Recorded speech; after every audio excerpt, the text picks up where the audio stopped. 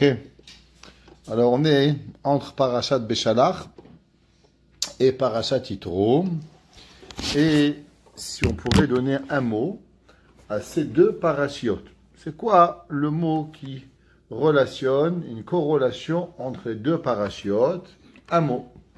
Emouna. Quel rapport entre Parashat Beshalach, l'ouverture de la mer Rouge, et la Emouna? La réponse à ça, c'est marqué dans le Passouk, dans Parashat Beshalach, au moment où le peuple juif il a vu la Emouna, Vayar Israël et Ayad Gedola.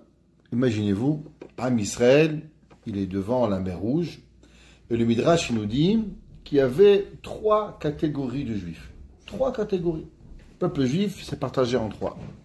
La première catégorie, les peureux. Qu'est-ce qu'ils ont dit? On repart en Égypte.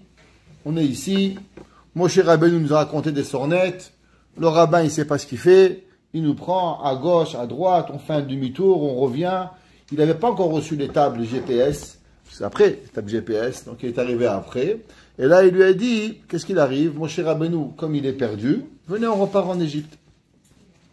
Paro, il arrive. Pourquoi on va mourir? On revient chez Paro. Il y a une deuxième qui a dit, viens, on va se battre. Viens, on va se battre et on va faire la guerre. De toute façon, vaut mieux faire la guerre qu'être esclave. Alors on meurt, mais au moins on repart pas. Et une troisième qui a dit, nous, on est prêt à pas se battre, on n'est pas capable d'affronter notre ennemi. Viens, on se suicide. On rentre dans la mer et on va se suicider. Mais Akadosh Baruch Hu, il avait créé une quatrième option. C'était quoi la quatrième option? Que la mer, elle va s'ouvrir. Cette option-là, personne n'avait même pensé. L'option qu'Akadosh Baruch Hu, il allait ouvrir la mer Rouge, ça n'avait jamais existé. Et il n'y avait jamais une personne qui a pensé à cette option. C'est pas pour rien que la Gemara, dans Masechet Sota, Davbet, et la Gemara, dans Masechet Pesachim, Davkufyutret, 118. La Gemara, elle dit, caché, zivugo shel hadam kekeriat yamsouf. Elle est difficile, le mariage d'une personne, comme l'ouverture de la mer Rouge, et caché, paranasato shel hadam, elle est difficile, la paranasa d'un homme, comme l'ouverture de la mer Rouge. Quel est le rapport entre les deux? La réponse, elle est très simple. C'est qu'en vérité, si vous regardez le Shidour et la Parnassa, ils arrivent toujours d'une quatrième option. Ça veut dire, il y a un gars, il croit, il va se marier avec cette fille. Et là, Hachem, il décide autrement. Dis-moi, pas une Marocaine. Une Marocaine. Dis-moi, pas une Tunisienne. Non, ben, c'est tout le monde y veut. En tout cas, il dit Ashkenaz, Hachem, il lui donne. Ok? Pourquoi? Akadosh Baruch Hu, il fait toujours la quatrième option. Dans le mariage, 99,9%, ça vient de quoi? D'une quatrième option qu'on n'a pas réfléchi comment ça allait arriver. Quelqu'un m'a raconté cette semaine, son fils était en Israël, il est passé Kippour comment on appelle ça, à Chicago, et à Chicago, ils ont invité un monsieur pour devenir Chazan. Alors sa fille, elle est venue de l'Eikoud à Chicago pour écouter son père. Et maintenant, elle a dit, attention, mais moi, je veux un avion pour revenir de Chicago, Motsai Kippour. Alors, son mari lui a trouvé un avion, Motsai Kippour. Le garçon, il dit, moi, je veux revenir à Montréal dimanche matin. Alors, lui, il a repris l'avion pour pouvoir aller Montréal, JFK. En arrivant à l'aéroport, l'avion de JFK s'est annulé. Ils lui ont donné un avion sur Newark. Et le garçon et la belle-mère, ils se retrouvent les deux assis à côté de l'autre. Et là, la belle-mère a dit, il est sympa ce garçon. Et hop, elle marie son fils, elle est mariée 6 mois après, ils sont mariés. Comment Kadosh Baruch Hu, il a fait un d'Israël, un de Chicago, un de l'Eikoud, il a mélangé, t'as sorti un chidour. Comment Hachem il a fait ça? On peut pas savoir. Akadosh Baruch Hu, il fait les choses d'une façon que nous, on ne peut pas comprendre. C'est pour ça que il y a deux choses qui ont le même mot. Lechem. Lechem, ça veut dire du pain. Et aussi, ça veut dire quoi? Lochem. Se battre. Et la Torah nous dit que c'est les mêmes lettres. Lamed, chet même. Lechem ou lochem. C'est seulement les voyelles qui changent.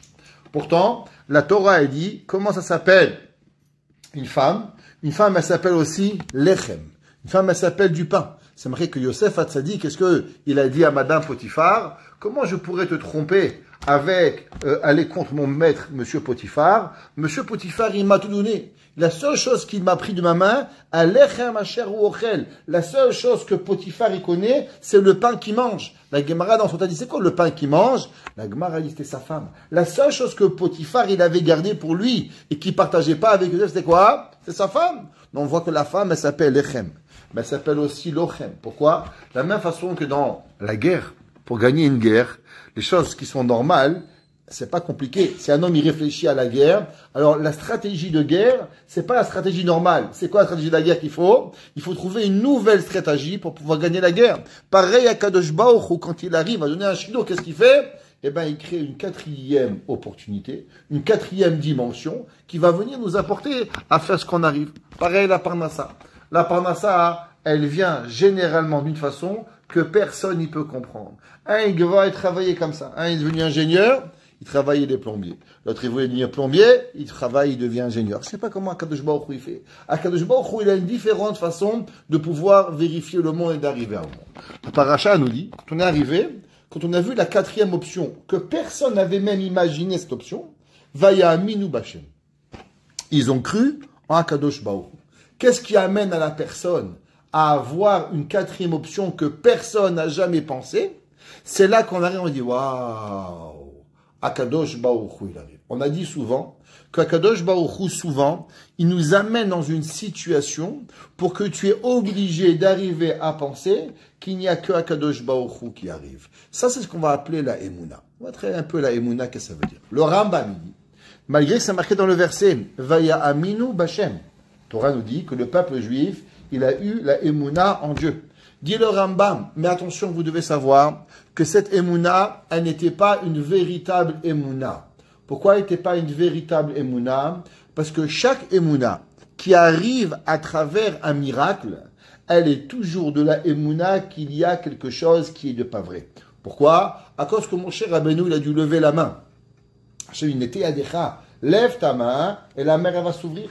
Il y avait des juifs qui ont dit, ah, pourquoi la mer elle s'est ouverte? Moshe il a un bâton magique et il a ouvert la mer rouge. Alors du fait que Moshe Rabbeinu, la mer rouge elle s'est ouverte à travers un geste de Moshe Rabbeinu, alors c'est pour ça qu'il y avait du peuple juif qui croyait pas vraiment à Dieu. Le Rambam dit, à quel moment nous sommes devenus de véritables ma'aminim, de véritables croyants d'Akadosh Baruch Hu? À quel moment le Ham Israël est arrivé à la Emouna?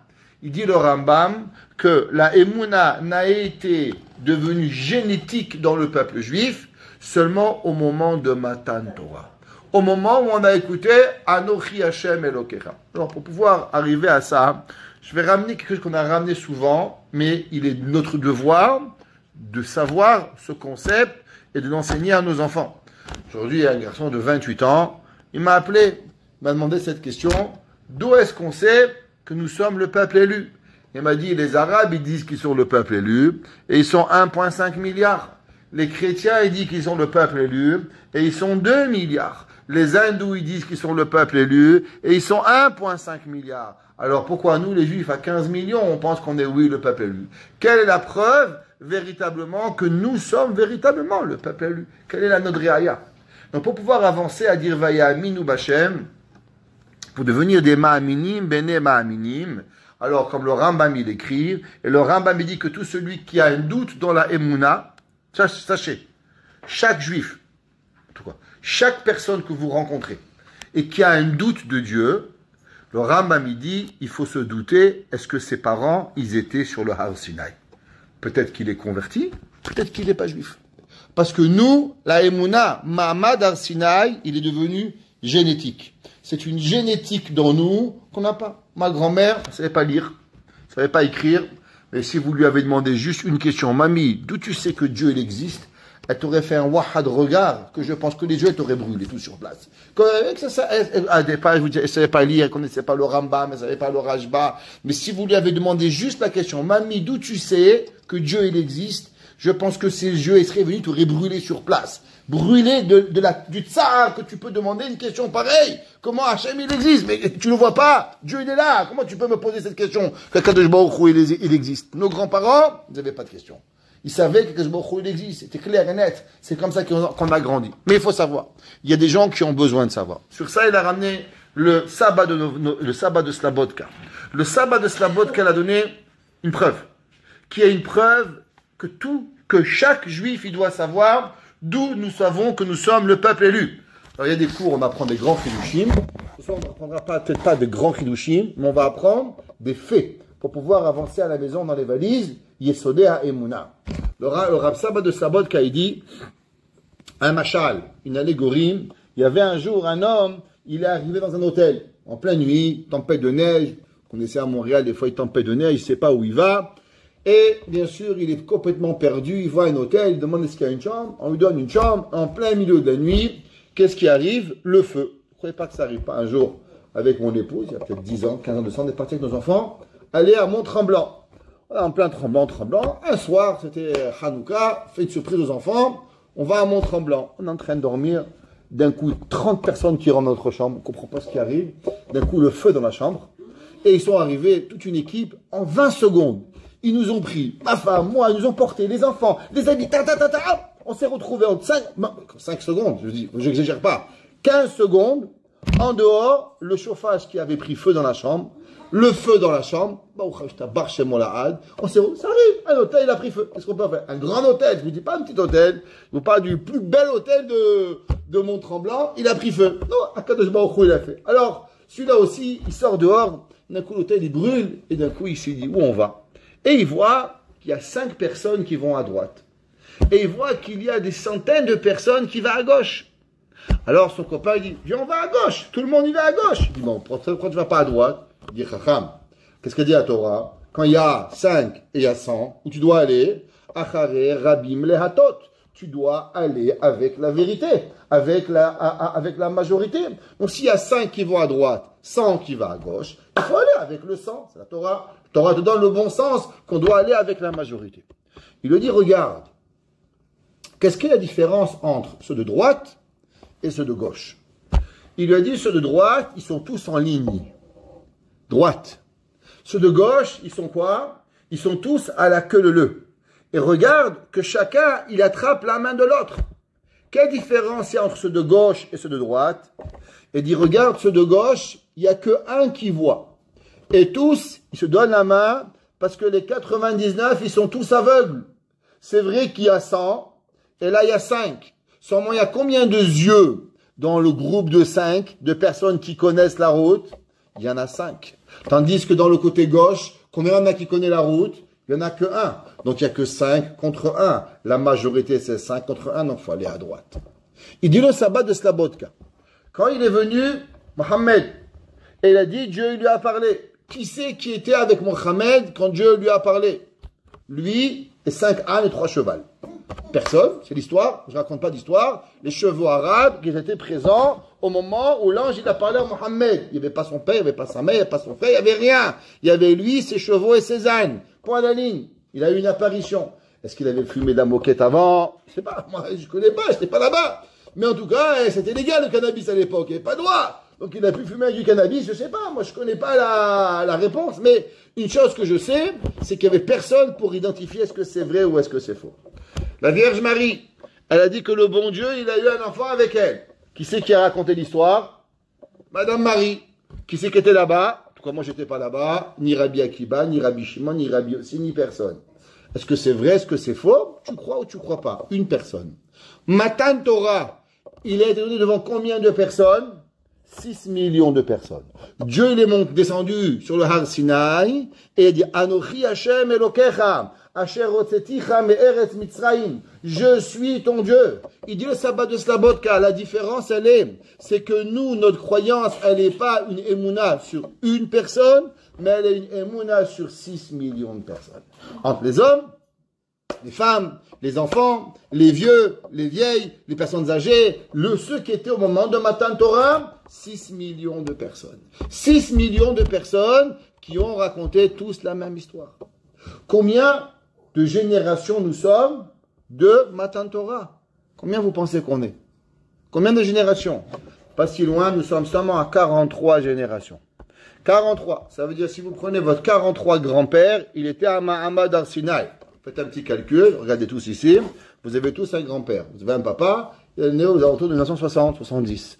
Vous avez un grand-père qui est né aux alentours de quand? Au début de 1900. Aux années de 1900. Donc ça veut dire que votre grand-père, il a connu le 19e. Son grand-père, 1850. Mon grand-père est né en 1899. Ok? Son grand-père à lui, il était né en 1850. Son grand-père à lui, 1800. Donc je suis à 4 grands-pères et je suis déjà monté à 200 siècles. Ouais, à 2 siècles. Alors, si vous faites le calcul, on est seulement à 43. J'ai fait le calcul. Ça a été prouvé. 43 grands-pères. Nous sommes à Yetziat Mitzrayim. Ça veut dire que nous, ce qui a raconté qu'Hachem l'a fait Dam, Tzfardea, Kinim, Arov, Dever, Shechid, Barad, intéressant. Les Juifs du Maroc, les Juifs de la Tunisie, les Juifs de l'Espagne, les Juifs en Ashkenaz, les Juifs en Yémen, les Juifs au Portugal, les Juifs dans le monde entier, ils racontent tous la même histoire. Ça serait bizarre que Papa Noël, il est venu, il leur a raconté tous la même histoire. Regardez, le Canada et l'Amérique, faites une fête. Ensemble, ils ont une fête. C'est quoi la fête qu'ils font, plus ou moins les Canadiens et les Américains? Thanksgiving. Ils sont même pas capables de décider c'est quand la même fête. On est à la frontière. On est à 100 km, 63 km exactement, entre les Canada et les États-Unis. Ils n'arrivent pas à décider c'est quand la fête de Thanksgiving. Pourquoi? Parce qu'elle est inventée. Ils ne savent même pas c'est quoi la raison. Elle a moins de 200 ans. Ils ne sont pas capables de savoir la raison de la fête. Comment c'est arrivé et pourquoi on mange de la dinde et comment c'est arrivé. Et c'est un Indien, c'est un Québécois, un Américain, un Texan. Comment c'est arrivé? On ne sait pas. Mahamad Arsinaï, c'est arrivé. Le Rambam dit qu'à partir du moment où Hachem il est venu, il nous a donné la génétique de la Emouna. Donc d'abord, la Emouna, c'est quelque chose qu'on doit avoir. Mais c'est quoi la Emouna? La Emouna, elle est basée en plusieurs parties. Beaucoup de personnes se trompent entre la Emouna, Bitachon et ce que eux ils veulent. Qu'est-ce que ça veut dire? Alors d'abord, quand un jour on raconte que le Chafetz Chaim, un homme il est venu le voir, et il lui a dit, Rabbi, c'est marqué que Dieu, il écoute toutes nos prières. Est-ce que c'est vrai? Emet. Tout ce qu'on dit, c'est la tefila. Karov, Hashem, lechol koreav, Hashem yikraou be'emet. Si tu pries vraiment à Kadosh Baruch Hu, Hashem il écoute ta prière. C'est certain.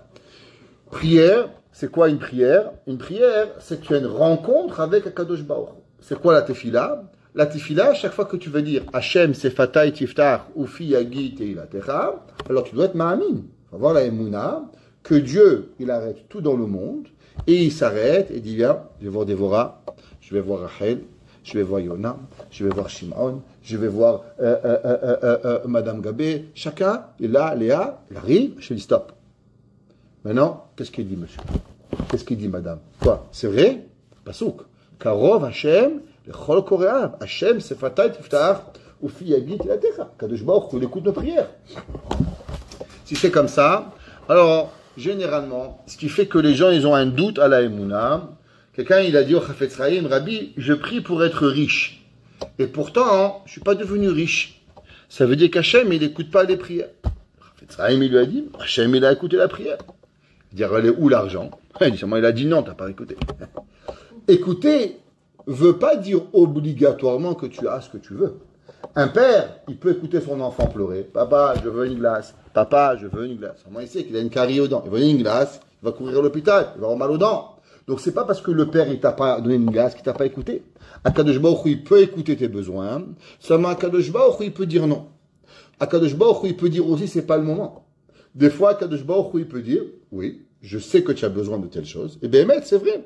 On peut avoir besoin de telle chose. Et ça peut être un problème vital. Mais seulement, Akadosh Baruch Hu, il peut décider, pas maintenant.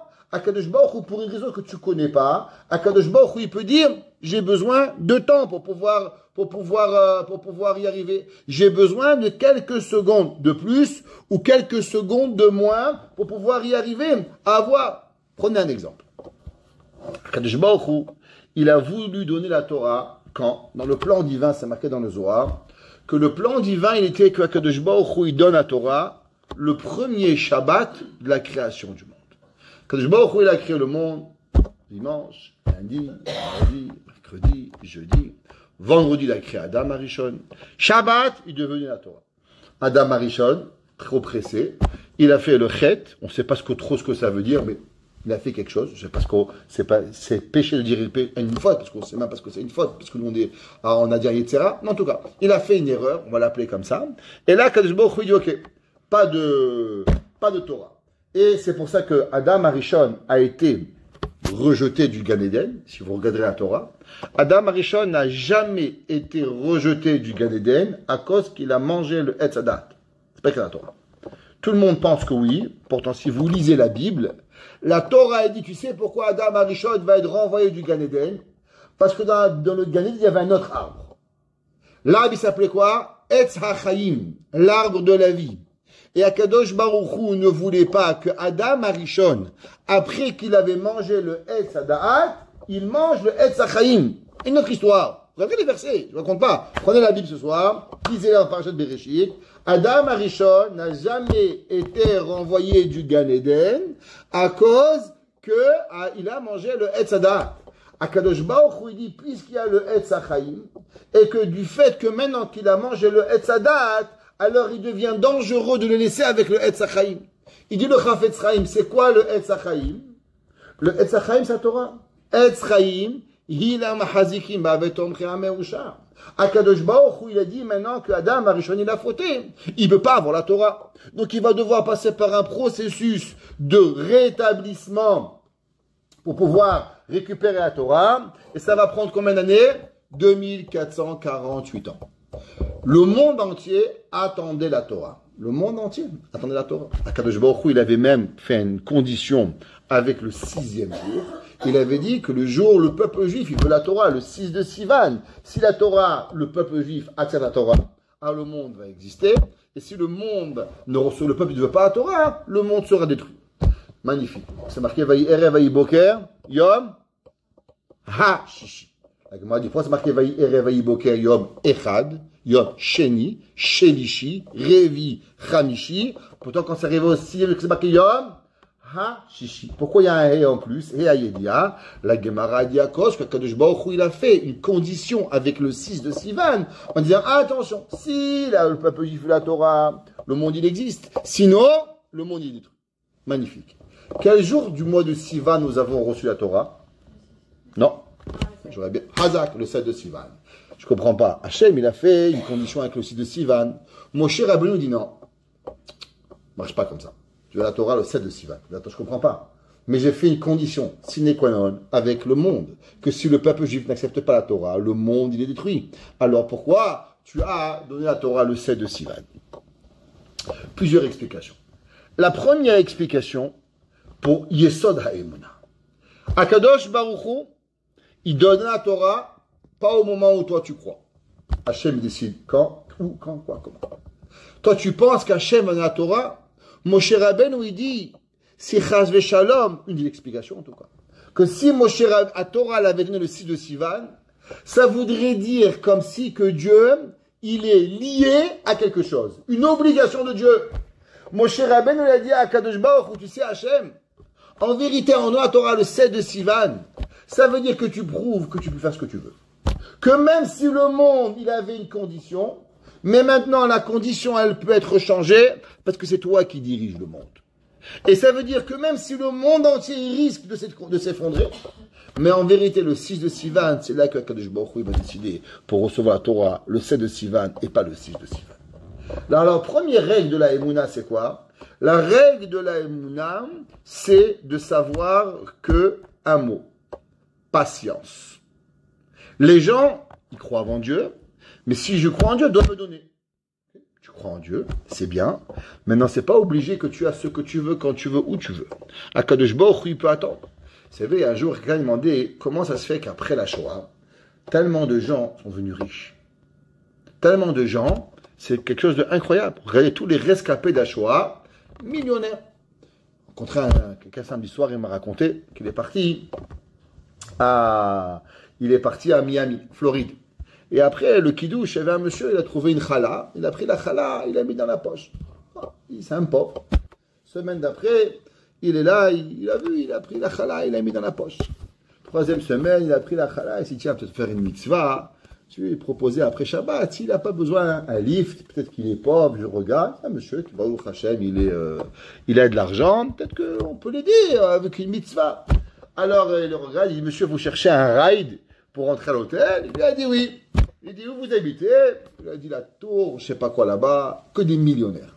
Bon, peut-être son fils il est riche, puis il est pauvre, quelqu'un il a prêté une maison, ça arrive, entre deux, ils se prêtent. Alors il le regarde et lui dit, et qu'est-ce que vous faites dans la vie? Il lui dit, moi, je suis expert comptable. Il dit, Mazal Tov, Baruch Hashem, moi, il y a un travail, c'est bien, il n'est pas à la rue. Et il dit, vous avez beaucoup de clients? Il dit, non, j'ai 3 clients. Il dit, 3 clients, pourquoi? Il dit, parce qu'ils ont des grands portfolios et je ne peux pas m'occuper de plus. Il dit, quoi, tellement des grands portfolios pour que 3 clients? Il dit, je vais vous donner juste un, vous allez comprendre. Il dit, ouais, il dit, c'est qui? Il dit, mon premier client, c'est Warren Buffett. Ok? Alors il me prend beaucoup de temps, j'arrive pas, comment on appelle ça, à m'occuper. Il a beaucoup d'affaires. Il a quelques 57 milliards, ou je sais pas combien de milliards il vaut. J'ai pas. Le deuxième, c'est Google. Et le troisième, je sais plus, j'ai oublié ce qu'il m'a raconté. En tout cas, premier client, c'est Warren Buffett. Alors il lui a dit, et vous avez participé aux actions de Warren Buffett? Je dis, bien sûr. Il dit, bon, Buffett et moi, on était encore à l'école ensemble. Et quand il a ouvert sa première compagnie, il y a 60 ans, il est venu chez moi, il m'a demandé de lui prêter 10 000 $. Et moi, j'avais reçu 10 000 $, et je lui ai donné 10 000 $. Il dit, ces 10 000 $, ils ont grandi? Bien sûr, ils ont grandi. Il dit, combien il va, ces 10 000 $? Il m'a dit, il va à 900 millions. 900 millions? Il dit, qu'est-ce que tu as mis, ami? Il dit, voilà, moi, je viens de faire mes 90 ans. Ma femme et moi, on a décidé, on a 2 garçons. On a donné à chacun de nos garçons 450 millions. Au premier, 450 millions. Au deuxième, 450 millions. Nous, on a gardé 10 millions. Et mon fils me donne un salaire à moi. Ma femme un salaire, mon autre fils un salaire à ma femme. Jusqu'à notre décès. Et comme ça, pas d'histoire. Et il devient blanc. Lui, il croyait qu'il était riche. Il a 3 000 $ en banque. Le gars, il a 900 millions de dollars. À la fin, il dit, à la fin, on descend dans la voiture, il lui dit, ces questions, allez, parce que tu as vu que j'ai pris la chala. Alors, il lui dit, la vérité, oui. La vérité, j'ai vu, ça fait 3 semaines que je t'ai vu prendre la chala. Il lui a dit, tu sais, moi, j'étais à Auschwitz. Mais quand tu vois un bout de pain, tu vois un bout de vie. La vie, on ne jette pas à la poubelle, on la récupère. 900 millions, mais la vie, c'est un bout de pain. On prend. Comment ils sont arrivés? Comment ils sont arrivés à devenir des millionnaires? Un jour, on a demandé au rabbi de Sainte-Marthe cette question. Pourquoi les gens, après la Shoah, ils sont arrivés à une bracha incommensurable? Il a dit, le rabbi de Sainte-Marthe, est-ce que vous savez combien d'enfants ont été tués à Auschwitz? Il a dit plus d'1 million d'enfants. Il dit, est-ce que vous savez combien de prières ont été faites pour ces enfants? Il a dit au moins 10 millions. Quelle maman n'a pas prié au moins 10 prières pour chacun de ses enfants qui ne meurent pas? Impossible. Minimum, on est d'accord? 10 millions, c'est un minimum, il a dit. 10 millions. Et est-ce que vous croyez que Kadosh Baruch Hu, c'est 10 millions de prières, il les a mis à la poubelle? C'est 10 millions de prières à Kadosh Baruch Hu, il les a repris, il les a redonnés aux rescapés. Et ces rescapés, ils ont reçu une bracha en dehors du commun. Vous ne pouvez pas comprendre. Et il a dit, le rabbi Sainte-Marthe, c'est pour ça que ces gens-là, quand ils ont fini, religieux, pas religieux, c'est pas grave, où ils mettaient la main, ils avaient la bracha. D'où vient la bracha? Il dit, parce qu'à Kadosh Baruch Hu, il récupère toutes les brachot et il leur a donné quelque chose. C'est comme ça que ça fonctionne, la vie. La Emouna, c'est pas comme nous on croit. Nous on croit, si le bon Dieu, il faut qu'il me donne. Non, la Emouna, ça marche pas. Qu'est-ce que ça représente la Emouna? D'abord, il faut savoir, est-ce que la Emouna, c'est une mitzvah ou un prérequis? Il y a une grande discussion dans les décisionnaires, les Rishonim, le Ramban et d'autres. Est-ce que la Emouna est une mitzvah de la Torah? Est-ce qu'un homme, quand il pense à la Emouna, à Kadosh Baruch Hu, Hare ani ma'amin be'emuna shelema, ouais, pas que Beviat HaMashiach, que Dieu il existe. Est-ce que j'accomplis la mitzvah? Hachem il est unique, c'est une mitzvah. Shema Yisrael Hachem Lokenu Hachem Echad, qu'Hachem il est unique dans le monde, c'est une chose. Mais est-ce que d'avoir la Emouna est une mitzvah de la Torah? Le Rambam, il dit que oui. Le Rambam, il pense qu'Anochi Hachem, c'est une mitzvah de la Torah, et cette mitzvah-là, chaque fois que vous pensez que Dieu, il a créé le monde, qu'Akadosh Baruch Hu est là, vous accomplissez une mitzvah. Willy Meyer de Lizinsk, dans un petit livre qui s'appelle Tsetel Katan, Un jour, vous tombez dessus, c'est en hébreu. Ça vaut la peine de le lire. Si un jour vous voulez, on pourra le lire ensemble. Cette katan veut dire la petite lettre qu'il a écrit Rabbi Limei Adlizinch. Là-bas, il dit certaines mitzvot qu'un homme peut faire. En attendant, vous arrivez au feu rouge, par exemple. Vous n'avez rien à faire, quand les mouches. Combien de mouches, je vais la regarder. Ouais, vous pouvez penser, vous arrivez au feu rouge. Vous arrivez que quoi? Akadosh Baruch Hu il est echad. Hashem il est unique. Akadosh Baruch Hu il a créé le monde. Tout ça, vous avez une mitzvah. Chaque fois que vous pensez à ça, une mitzvah. Une mitzvah de plus, une mitzvah de plus, une mitzvah de plus. Akadosh Baruch Hu il a créé le monde. Akadosh Baruch Hu il est yachid. Shimamina Akadosh Baruch Hu. Ça c'est Emunah, Bitachon, des mitzvot. Le Ramban y pense qu'il n'y a pas d'Emunah. C'est pas une mitzvah. Le Ramban il dit, pour pouvoir avoir la Emunah, pour pouvoir rentrer et ouvrir la Torah, il faut un prérequis. Qui s'appelle quoi? Qui s'appelle la Emunah. Un homme qui ne croit pas que Dieu a écrit la Torah, il ne peut pas commencer la Torah. Ça ne marche pas. La Emunah, c'est le prérequis. Il ne peut pas y avoir de Emunah. Le Rachaim Akadosh, il va plus loin. Et le Rachaim Akadosh, il dit, vous savez que Dieu, on va répéter la question parce que, obligé de savoir cette question. D'où vous savez, combien de mitzvot de la Torah il y a? 613. D'où vous savez? Bravo. Torah Tzivanu. Ceux qui étaient en ma classe, c'est ça. Torah Tzivanu Moshe. Torah, valeur numérique 611. Tzivanu Moshe. Moshe, là, vous a enseigné combien de mitzvot? 611 mitzvot. Et Hachem a enseigné combien? 2. Anochi Hachem Elohim 613. Il n'y a pas d'autre preuve. Sachez, 90% des gens ne connaissent pas ça. Vous pouvez rentrer dans des yeshivot, dans des kolalim, vous vous demandez combien de mitzvot il y a? 613. D'où vous savez? Tariag mitzvot shamarti, lavangarti, chacun avec des histoires. La seule et unique réponse qu'il y a, Torah, Tziva, Lanu, Moshe. C'est tout ce qu'il y a. Moshe a enseigné 611 mitzvot. Le Rachaim Akadosh, il dit, pourquoi Hachem il a donné l'Oïe et Anochi Elohie? Il dit le Rachaim, parce que la Torah elle est composée de 2 mitzvot, positif et négatif. Chaque fois que vous faites une mitzvah positive, vous accomplissez en vérité le Anochi Hashem, la Emunah. Pourquoi tu fais une mezouza? C'est la Torah. Et alors? Parce que tu crois que la Torah elle est vraie. Parce que si la Torah elle n'est pas vraie, tu ne ferais pas. Donc chaque mitzvah positive que tu fais, elle est basée sur quoi? Elle est basée sur la mitzvah de Anochi Hashem. Chaque fois que tu vas pas faire, tu manges pas du cochon, tu manges pas du cheval, tu transgresses pas Shabbat, tu fumes pas Shabbat. Chaque fois qu'il y a une négation et tu la fais pas, pourquoi tu le fais pas? À cause de la mitzvah de Loye Elohim Aharim. Il dit le Rachaim Akadosh que toutes les mitzvot en vérité, elles sont quoi? Elles sont reliées à la mitzvah de Anochi Hashem et à la mitzvah de Loye. Ça, c'est les 2 mitzvot qu'en vérité, elles vont donner les 613 mitzvot, les 248 mitzvot positives et les 365 mitzvot négatives. Mais en vérité, dit le Rachaim qu'il existe seulement 2 mitzvot, Anochi Elohim. C'est tout ce qu'il y a dans la Torah. Le reste, c'est comment accomplir le Anochi Hashem. Ouais, on a toujours expliqué, on a dit par exemple, un homme il se marie avec sa femme. Qu'est-ce qu'il lui demande pour la marier? Allez, madame mariée, qu'est-ce que votre mari vous a demandé pour vous marier? Tu veux me marier? Elle dit oui.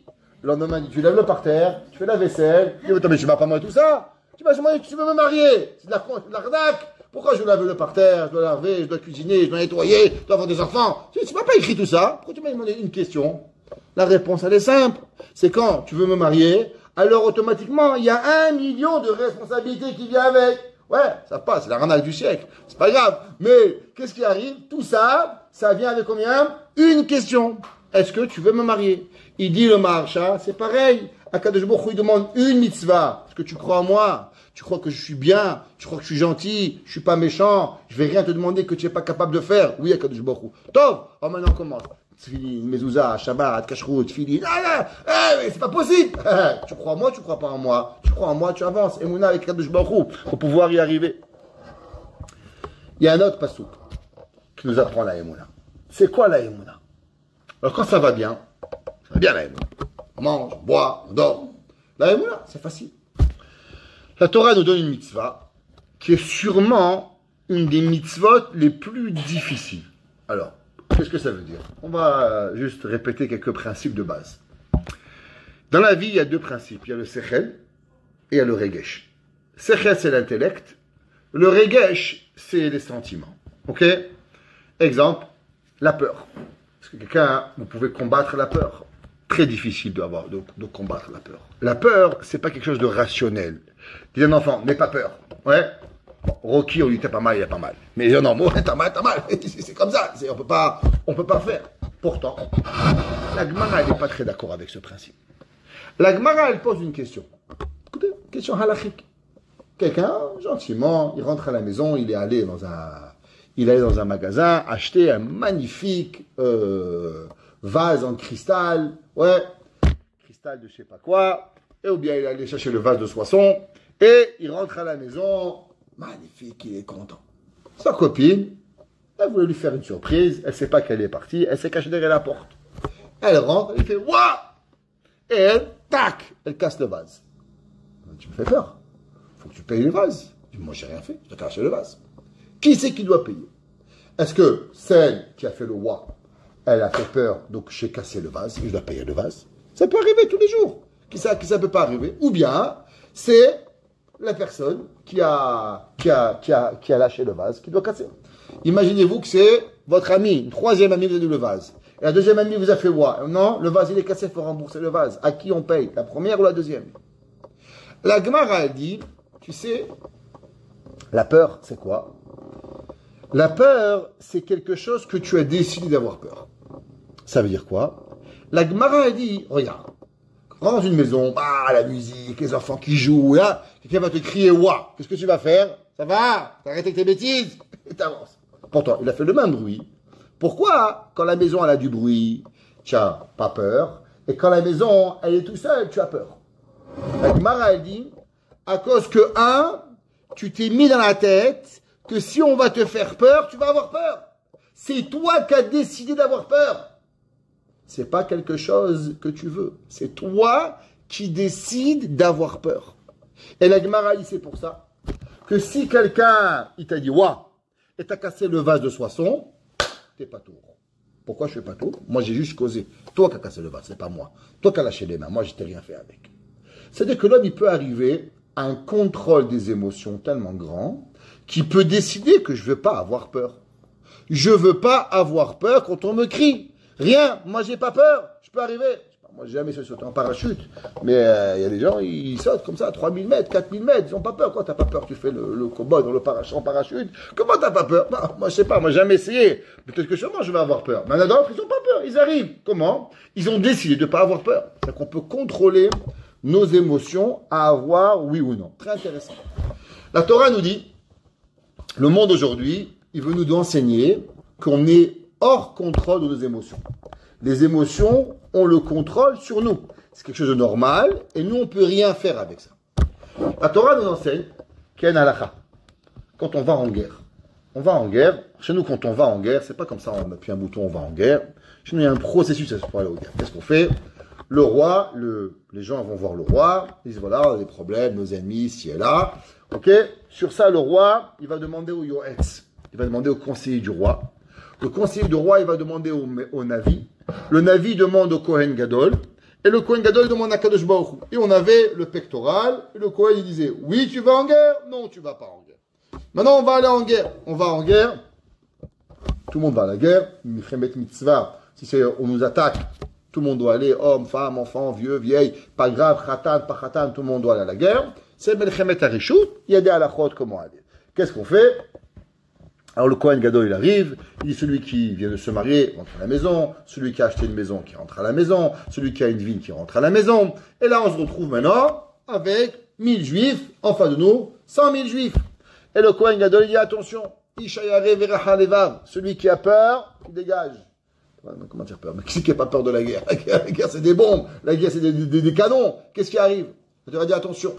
Al tira ve al techat. La Torah nous interdit d'avoir peur. Interdiction de la Torah. Celui qui a peur de la guerre, il transgresse un lave de la Torah, al tira ve al techat. Demande le Minchat Asher, Rav Asher Weiss. Il dit, je comprends pas. Comment la Torah, elle peut nous contrôler nos émotions? Mais la peur, c'est normal. La peur, c'est quelque chose de naturel. Le gars, il voit des gens, ils mesurent 2 mètres de haut, 2 mètres de large, avec des bazookas devant toi. Tu serais fou de ne pas avoir peur. Comment la Torah, elle dit, al tira ve al techat? Il dit le Rambam, qu'en vérité, l'homme, il doit savoir. Tu sais, c'est quoi la Emouna? Si tu as ma'amin du processus que Akadosh Baruch Hu, il a fait, que le peuple, il est venu voir le Melech, il est venu voir le Yoetz, il est venu demander au Navi il demande au Kohen Gadol, Akadosh Baruch Hu, il a répondu, tu dois aller en guerre.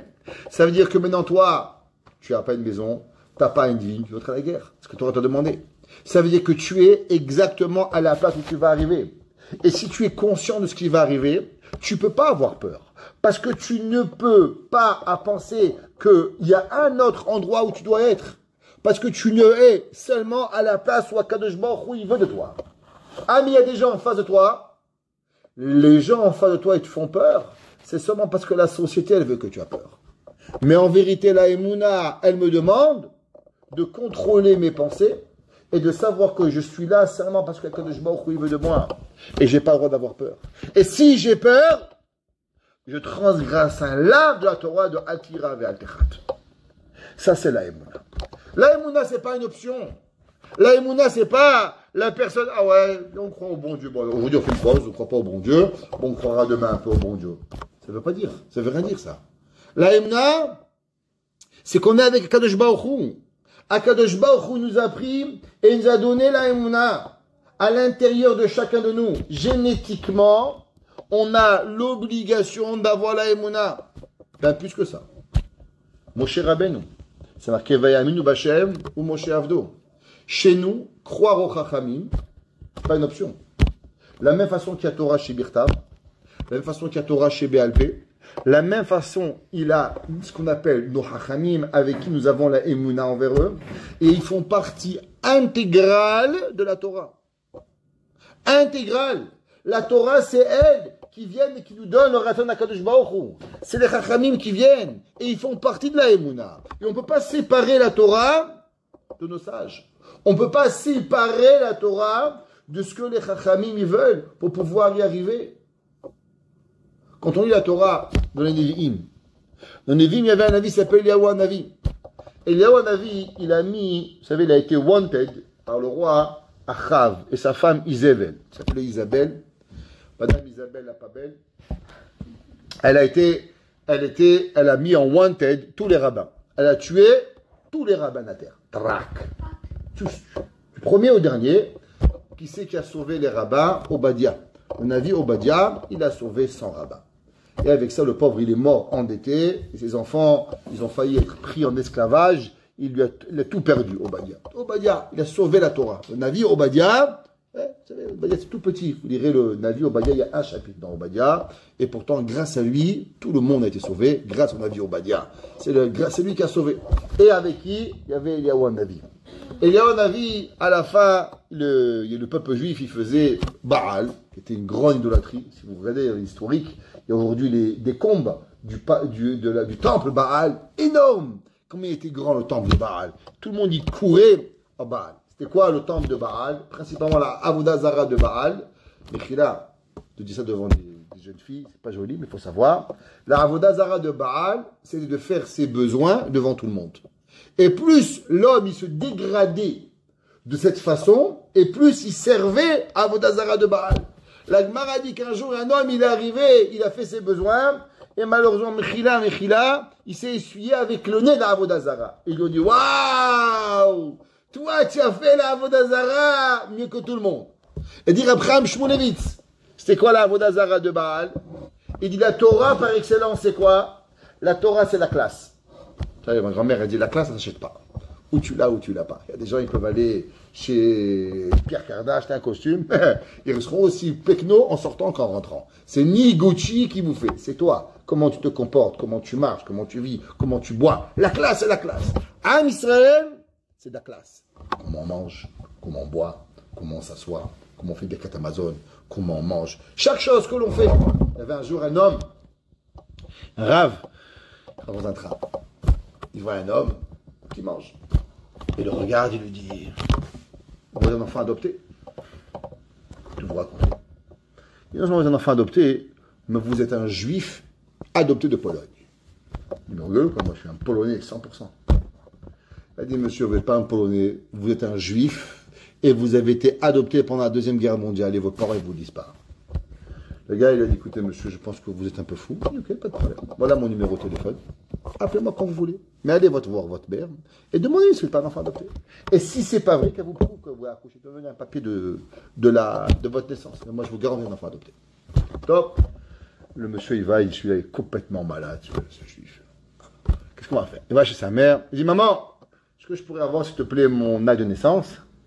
Elle lui dit un blanc, vert, jaune, rouge, violet. Il dit, qu'est-ce qui se passe, maman? Il est où mon acte de naissance? Il n'y a pas de livret de famille.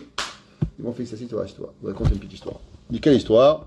Et il regarde, tu sais, la Deuxième Guerre mondiale, il y avait des juifs, et une femme, elle est partie à Auschwitz, elle a un bébé, on était gentil, on l'a gardé. Il dit, quoi? Je suis juif?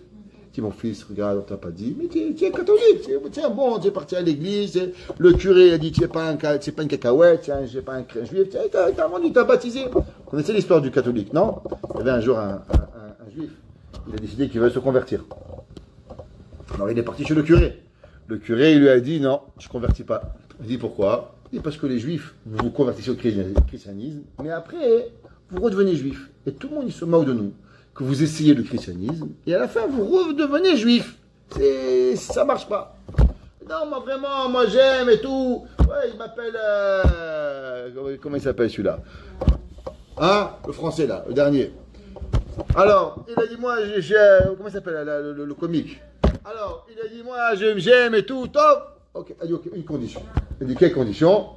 Il lui a dit, tu manges pas du poisson. Parce que les juifs, vous aimez bien le poisson au pois chiche. Et grâce au poisson au pois chiche, vous revenez tous à votre mère manger et vous faites chouva. Vous me promettez que tu ne manges pas de poisson au pois chiche. Plus de poisson, rien. Vendredi soir, tu ne manges pas ni guépille tes fiches, ni poisson au pois chiche, rien, ni la murluche, rien. Tu ne manges pas du poisson. D'accord? Promis. Tu jures, je jure sur mon père, ma mère, je ne mange pas du poisson. Top, tu jures. Top, il a juré sur ce qu'il voulait là-bas. Ah, il a juré. Ah, magnifique. Il arrive vendredi soir, il suit là, je vais aller voir ce juif, voir qu'est-ce qu'il a fait. Et il le voit à table. Il dit, c'est pas un poisson, c'est une baleine. Il a acheté un poisson énorme, le poisson de Yosef Mokir Shabbat. Il le regarde. Il lui dit, mais dis-moi, qu'est-ce que tu fais? Il dit, rien. Il dit, mais tu as juré, tu manges pas du poisson?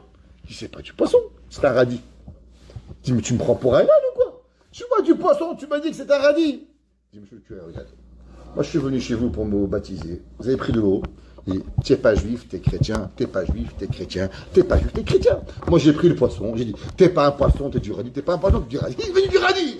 Si on peut devenir de juif à chrétien avec 3 gouttes d'eau, alors on peut devenir aussi un poisson en radis avec 3 gouttes d'eau. Ma barrière de devenir, c'est quoi le problème de pouvoir arriver? T'inquiète pas, on a dit, t'es pas un juif, t'es un radis, t'es pas un juif, t'es un radis. Alors il est arrivé, il a été très choqué, il a appelé ce rabbin. Et d'où vous saviez que j'étais juif? Je sais d'où tu sais. Il y a une halakha dans le Shulchan Aruch. Quelle halakha? Vous savez, quand vous mangez un sandwich, les gens ils mangent, et après ils posent le sandwich sur la table. C'est assourd. Pourquoi c'est assourd? Le Shulchan Aruch dit qu'à cause sur la table, il y a des microbes des gens. Et comment tu mâches, tu bites, tu manges ton sandwich, et après tu le poses sur la table, alors la salive, elle va toucher la table. C'est dégueulasse, comment tu remets dans ta bouche? Et si avant toi, il y avait un moukeshrin, il y avait un homme qui était malade, et maintenant tu vas reprendre le sandwich, et tu vas arriver, prenez un avion par exemple. Ils disent que la table, dans l'avion, il y a 30 milliards de microbes. C'est l'endroit le plus sale du monde, c'est la table dans l'avion. Il n'y a pas plus pire que ça. C'est ce qui paraît terrible d'arriver. Comment toi tu arrives, gars, il est là, un homme, une femme, un chinois, un japonais, je sais pas qui, tu prends ton lit, tu mets dessus. Shulchan Aruch dit qu'est-ce qu'on fait? On n'a pas le droit. Il faut qu'on craque avec la main, et on mange un morceau. Et on ne repose jamais sur la table. Cette halakha, elle était gardée par excellence par les juifs polonais. Les juifs polonais, c'est une halakha qu'ils étaient bedam ou benefesh, religieux ou pas religieux. Ils avaient cette halakha-là de jamais mordre dans le sandwich et de le reposer. Et je suis arrivé dans l'avion, dans le train, et tout le monde, il mangeait le sandwich et il posait. Et le seul qui a coupé un morceau et qui a mis dans ta bouche, c'est toi. Il lui a dit, sache, tu sais même pas pourquoi tu le fais. Mais en vérité, tu as vu tes parents quand tu étais petit. Et ça, c'est une halakha dans le Shulchan Aruch qui nous a inculqué la classe. Le peuple juif, même comment on mange, on a l'impression qu'on en mange. On ne batte pas dans un sandwich. La Gemara dit, quand un juif il mange, ça soit celui qui mange dans la rue, il ressemble à un chien. Un chien il monte à la rue. Un juif, ça soit pour manger, il mange pas dans la route. Il a la classe. Tout ça, ça donne des obligations. La Torah nous élève. Qu'est-ce qu'elle fait, Baal? Baal, c'était le dire Abraham Shmulevitz, c'était le principe de détruire l'homme à le rendre un animal. C'est quoi la société aujourd'hui? De vous enlever votre esprit humain. Prenez un exemple. Qu'est-ce que c'est? Facebook, Instagram, TikTok, tout ça. N'importe quoi, mais qui fait n'importe quoi, il le met dessus. Écoute, ils sont tous devenus des rabbins. Tu es rabbin, toi. Chacun il a dit quelque chose, il se met là-bas, il mange, il boit, il dort. Je ne comprends pas, mais qu'est-ce que tu fais là-bas? Le principe, c'est une seule chose. C'est d'arriver à déshumaniser l'homme. Ça, c'est ce qu'on appelait Baal. Baal, c'est que l'homme, il n'est plus un homme. L'homme, il ne devient plus un homme. La Torah veut de nous une élévation. Qu'est-ce qu'il a dit, Eliyahu Hanavi? Il dit, venez, on va faire. Vous croyez à Baal, on croit à Dieu. Vous allez apporter une vache, et moi j'apportais une vache. Chacun de nous, il va amener une vache, il va tuer la vache, l'un devant l'autre, et vous allez crier, et que le feu du ciel y vienne. Et c'est marqué que le roi Achav, il savait très bien que c'est du Boloni, le dieu Baal, il avait caché son beau-frère Riel au haut de la montagne avec du gaz. Et comme ça, dès qu'il va crier, tac, il va appuyer du gaz, le gaz il va sortir et il va faire du feu. Seulement, qu'est-ce que Baruch Hu, il a fait? Hachem, il a mis un petit serpent, tout petit mignon comme ça. Dès que Riel arrive là-bas, tac, il a piqué le pied et il est mort. Et les gens ils criaient et Achav il disait criez plus fort. Pourquoi? Parce que Achav il croyait que Riel s'était endormi. Alors Eliyahu Hanavi leur disait allez, criez plus fort. Peut-être que votre Dieu il s'est endormi, il est occupé. Il savait ce qui est arrivé. Et à la fin Eliyahu Hanavi il est venu. Il a dit que Hachem ou Elohim. Hachem ou Elohim. La prière qu'on dit à Rosh Hashanah, qui pour Adonai ou Elohim. Qui c'est qui a inventé cette prière? Eliyahu Hanavi, le jour sur le Har Carmel, avec le roi Achav, il a fait un trou, il a rempli de l'eau, et il a mis le korban par-dessus, et Akadosh Baruch Hu, il a envoyé un feu, il a asséché l'eau, et il a brûlé le korban en même temps, il a fait 2 miracles. Et de là, tout le peuple juif a dit Hachem ou Elohim. Qu'est-ce qu'il a dit? Achav, il a dit à Eliyahu Hanavi, Al matai atem posechim al shenei haseifim. Jusqu'à quand vous marchez sur deux champs, sur 2 paths, sur 2 routes. Im Hashem, Hashem, im la Baal, la Baal. Il explique Abraham Shmulevitz, qu'est-ce que ça veut dire? Il dit, c'est que nous, on a un problème. On veut croire et on ne veut pas croire. On aime la Torah, mais on n'aime pas la Torah. On aime Akadosh Baruch Hu, mais on aime un peu TikTok. On aime Akadosh Baruch Hu, mais on aime un peu Monsieur Trudeau. Chacun, il essaie de vivre sa vie à 2 vitesses. On n'arrive pas à voir. Il a dit, Eliyahu Hanavi, le problème, c'est que vous croyez un peu et vous ne croyez pas. Alors Hachem, il vous donne quand vous croyez, mais après, quand vous ne croyez pas, vous vous posez des questions. L'homme, il ne peut pas avoir cette dualité. L'homme, il doit avoir, Behemet, quoi? In Hachem, Hachem. L'homme, il doit avoir la Emouna. Akadosh Baruch Hu est devant toi. Il n'y a rien. Le Rahaim Akadosh, il dit, vous voyez ce mur? Si un homme, il doit passer le mur pour une raison, Behemet, le mur ne peut pas t'arrêter. Il dit, le Rahaim, que même la matière, elle ne peut pas arrêter un homme pour faire Ratzon Hashem. Ça veut dire qu'en vérité, il y a devant toi un mur de béton. Derrière, il y a un enfant qui meurt. Si tu as la Emouna de Rachaim Akadosh, tu peux passer à travers le mur, récupérer le bébé et sortir. Tu sais pourquoi le mur, il t'arrête? C'est parce que toi, tu penses que le mur va t'arrêter. Mais si tu penses que le mur ne va pas t'arrêter, n'essayez pas demain matin de passer par travers le mur. Même que je fais ça là, je vais venir vous chercher. Ok? Alors, il a dit le Rachaim, quand vient pour faire Ratzon Hashem, la matière ne peut pas vous arrêter. Pourquoi? Parce que la matière, elle est soumise à quoi? Elle est soumise au Ratzon Hashem. Vous savez, le Rachaim Akadosh, il demande une question incroyable. Et il dit, le Rachaim, j'avais un homme, il s'appelait Rabbi Pinchas Ben Yair. Qui c'est qui était Rabbi Pinchas Ben Yair? Il était le beau-père de Rabbi Shimon Bar Yochai. Vous savez quelque chose, Rabbi Shimon Bar Yochai? Il avait un beau-père. Ouais. Rabbi Shimon Bar Yochai avait une femme, un enfant, c'était Rabbi Lazar. Son beau-père, Rabbi Shimon Bar Yochai. Avant que Rabbi Shimon Bar Yochai rentre dans la Mehara, Rabbi Pinchas Ben Yair était 20 fois plus grand que Rabbi Shimon Bar Yochai. Et après que Rabbi Shimon Bar Yochai est rentré dans la Mehara, Rabbi Shimon Bar Yochai était 20 fois plus grand que lui. 20 fois plus grand. La Gemara a dit qu'un jour, Rabbi Pinchas Ben Yair, il est parti faire une de Pidyon Shvuim. Il est parti racheter un homme qui a été captif. C'est une des plus grandes mitzvahs de la Torah, c'est d'aller, à l'époque les gens ils prenaient en captif les gens, et de payer une rançon pour le libérer. À l'époque ils les prenaient, ils les violaient, ils les vendaient, c'est terrible, qu'est-ce qu'ils leur faisaient? Alors ça s'appelle Pidyon Shirim. Alors il est allé Rabbi Pinchas Ben Yair, en allant il a vu une rivière, il dit la rivière, stop, je passe. Il a dit tu rigoles ou quoi? Moi je passe d'abord, toi tu as qu'à sauter. Il a dit pourquoi? Il dit parce que la rivière a été créée quel jour? Le 2e jour. Elle a été créée le 6e jour. Donc moi, j'ai été créé 4 jours avant toi. Donc moi, j'ai priorité sur toi. Toi, tu passes pas. Et moi, je continue à rouler. Il a dit, Rabbi Pinchas Ben Yair, c'est vrai. Seulement moi, je suis venu accomplir une mitzvah. Que la mitzvah a été créée quand? Dans la Torah. La Torah a été créée quand? 2000 ans avant la création du monde. Donc toi, tu as été créé le 2e jour. Mais moi, j'ai 2000 ans d'avance. Alors maintenant, tu vas t'arrêter. Et la mer, elle s'est arrêtée. Rabbi Pinchas Ben Yair, il a traversé. Demande le Rachaim Akadosh, je ne comprends pas. La Torah fait un big deal. La mer est sauvée devant Moshe Rabbeinu. Si devant un homme, Rabbi Pinchas Ben Yair, la mer a pu s'ouvrir, alors pourquoi on fait un grand big deal que la mer est ouverte devant Moshe Rabbeinu? C'est une autre question. Ce que vous savez, c'est quand dans l'histoire qu'il y avait une 2e fois que la mer est ouverte devant le peuple juif. Et une 1e fois, historique. Regardez, bravo. Le 10 de Nissan. Le Yud Nissan, Yehoshua, il a ouvert la mer. Voilà, mademoiselle, elle sait. Ça, même les gens ne savent pas. Qu'est-ce qui se passe? C'est aussi le même miracle. Alors pourquoi on en fait Zachir Moshe, et le reste, ça passe. Les gens ne savent même pas quand c'est arrivé. Pourquoi? Il dit le Rachaim, bien sûr. Parce qu'après la Torah, c'est plus compliqué que la mer elle s'ouvre. C'est une obligation que la mer elle s'ouvre. Parce que après qu'on a reçu la Torah, la nature, elle devient au service de l'humain. Seulement le chidouche de l'ouverture de la mer Rouge, c'est que malgré qu'on n'avait pas encore la Torah, mais que la mer elle est ouverte. Mais après Matan Torah, t'as raison, mademoiselle elle a appris Yoshua, donc elle sait. Ceux qui n'ont pas appris, c'est pas. Mais pourtant, l'ouverture de la mer Rouge, tout le monde y sait. Pourquoi? Parce qu'il n'y avait pas Torah. Quand on n'a pas Torah, c'est ça le chidouche. C'est quoi la Emouna? La Emouna, c'est de savoir que Kadosh Baruch Hu, il a créé le monde. Et Kadosh Baruch Hu a créé le monde pourquoi? Tu manges la pizza tous les jours? Je te garantis que non. La preuve, il y avait un jour, il n'y avait pas de pizza. Tu penses que chez nous, tu manges du sushi? Je te garantis que non. La preuve, c'est qu'il y avait 20 ans, personne ne savait c'était quoi du sushi. On ne connaissait pas cet aliment.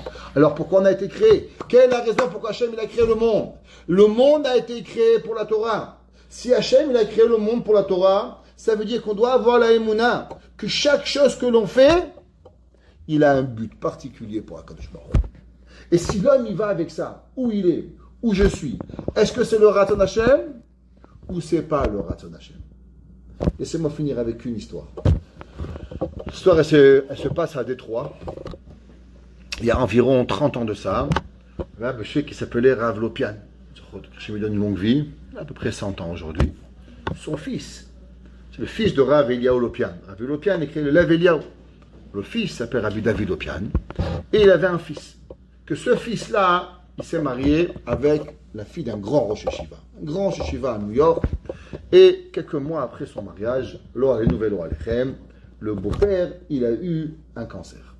Or, à l'époque, il y a environ à peu près 30 ans de ça, pas comme maintenant. Les chimiothérapies étaient terribles. Les gens qui prenaient chimiothérapie, c'était barminan, c'était terrible. Vomissaient, ça sortait par le nez, les oreilles, les barminan. Alors, on a soigné à New York, mais ça ne marchait pas. Il fallait l'envoyer à Détroit. Alors, où il habitait, le fils du Rav Lopian. Donc, le beau-père arrive chez son fils, c'est son beau-fils, pardon, et là-bas, il s'occupe de lui.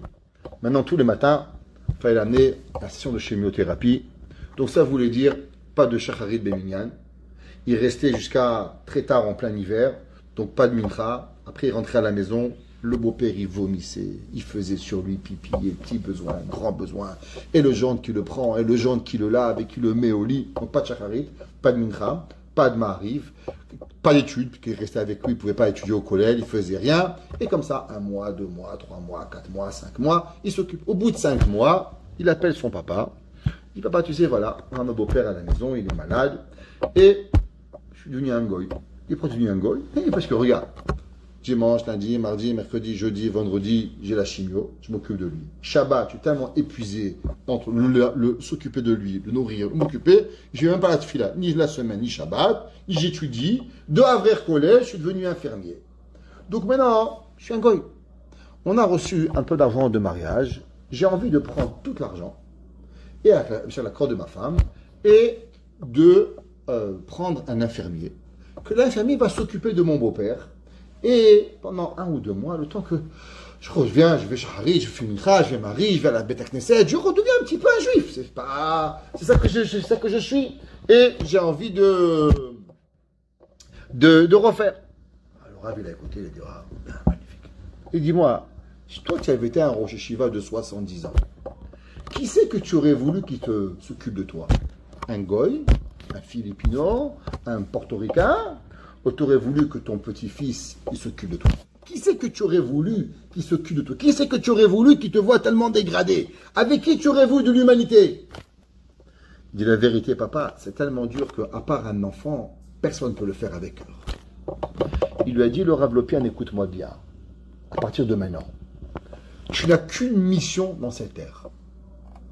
T'occuper de ce Rav. Toute pensée, Shabbat, kashrut, manger, étudier, prier, tout, ça n'est qu'une pensée de Yetzer Hara. Tu n'as qu'une seule mission. Si tu es ma'amin, que Akadosh Baruch Hu, il donne rien pour rien, et que Akadosh Baruch Hu, il t'a mis ce Rav, ton beau-père, dans la main, et que maintenant il n'y a que toi qui peux t'occuper de lui, il n'y a rien d'autre à faire à la place de s'occuper de lui. Toutes les pensées que tu pourras avoir, autre que cela, seront des pensées de Yetzer Hara. Et ce garçon, le père, il m'a raconté ça. Et il y a quelques mois, ce monsieur, il s'est marié à ma voisine. Alors je lui dis, ah, t'habites Détroit, c'est toi l'histoire? Il dit, blanc. Mais tu connais l'histoire? Je lui dis, un jour, ton père, il m'a raconté l'histoire. Il m'a dit, tu sais que l'histoire, elle est 100% vraie. Et il m'a dit, tu sais qu'aujourd'hui, mon beau-père, il est encore en vie. Je dis, quoi? Et il m'a dit, mon beau-père, il a plus de 95 ans. Mais il est encore en vie. Et il m'a dit, et je sais qu'une des raisons, c'est l'amour qu'on s'est donné de lui à la première année de mariage qu'on lui a donné. Alors on s'est occupé de lui, alors on l'a laissé en vie. Ça veut dire que dans la vie, c'est quoi la Emouna? La Emouna, toi tu crois, tu vas être rabbin, tu vas être religieux, tu vas faire. C'est pas ça la Emouna. La Emouna, tes sentiments, ils sont secondaires par rapport au Ratzon Hashem. Qu'est-ce que Hashem il veut de toi? Qu'est-ce que Akadosh Baruch Hu il demande de toi dans telle situation? Tu arrives à la guerre, Atira ve'atechat, n'aie pas peur. Mais j'ai peur, c'est la guerre. Tu peux pas avoir peur. Tu sais pourquoi? Parce que c'est là qu'Hachem veut que tu sois. Où tu dois être, Hachem veut qu'il va t'apporter. Tu es marié, tu es marié.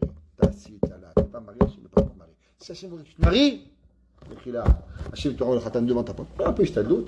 Et même ça, le Chazonish il dit que c'est pas Pachout qu'il faut faire ishtadlout. Le Chazonish il la chita que même pour se marier, il faut faire ishtadlout. La seule chose, on attend, Hachem est en voie. En tout cas, pas tout le monde est d'accord avec le Chazonish, il faut faire un petit peu d'ishtadlout. Mais une chose qui est certaine, c'est que la Emouna, elle doit s'habituer à pas croire que je fais et que je réfléchis. Je fais ce que Hachem il veut de moi et je réfléchis pas. Il m'est interdit de réfléchir à autre chose à part le bitachon b'Hachem. Un homme, il fait Shabbat. Un homme, il appelle son père. La Torah, elle te dit, ton père, il a besoin de toi. Tu prends ton père, tu l'amènes. Tu es à Tzala, tu prends le gars, tu l'amènes à l'hôpital pour lui sauver la vie. Tu poses pas de questions, peut-être pas, pourquoi pas. Toutes ces questions, elles sont néfastes. Hachem te demande de faire Shabbat. Un jour, un gars, il a dit, au 21e siècle, il n'y aura plus de juifs.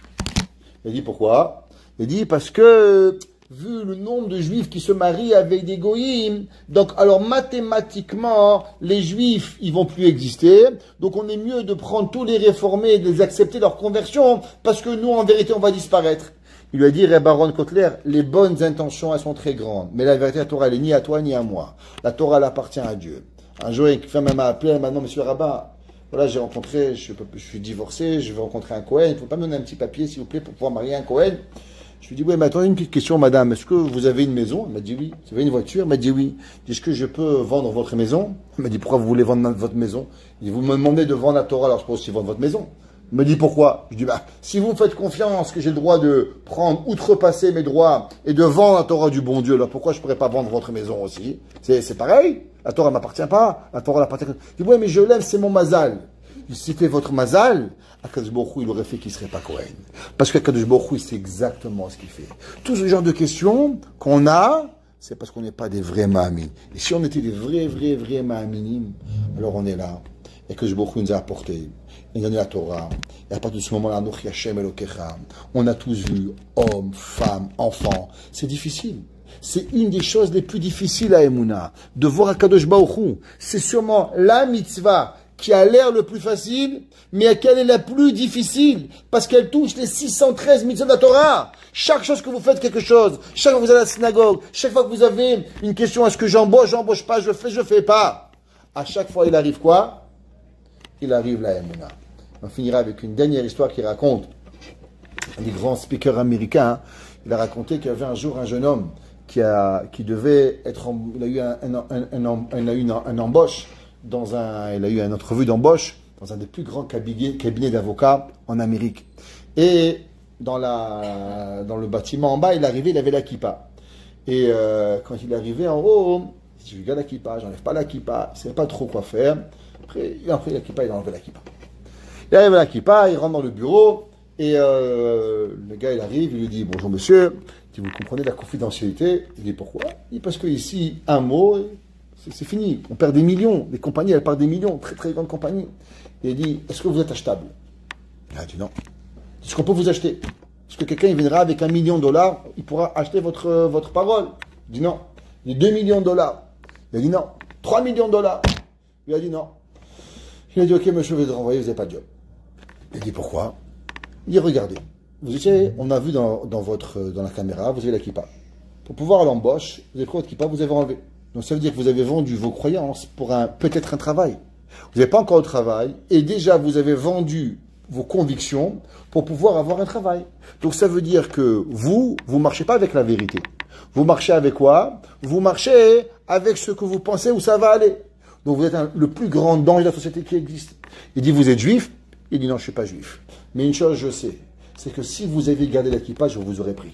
Pourquoi? Parce que ça veut dire que vous êtes un homme de parole et un homme qu'on ne peut pas acheter. Mais un homme qui enlève sa kippa, parce que peut-être il va avoir un travail, ça veut dire qu'il vend ses convictions. S'il vend ses convictions, alors il est achetable. S'il est achetable, il ne peut pas travailler chez moi. Qu'Hachem y fasse, qu'on ne soit pas achetable dans rien, qu'on soit ma'amin, que je vous donne, Amen.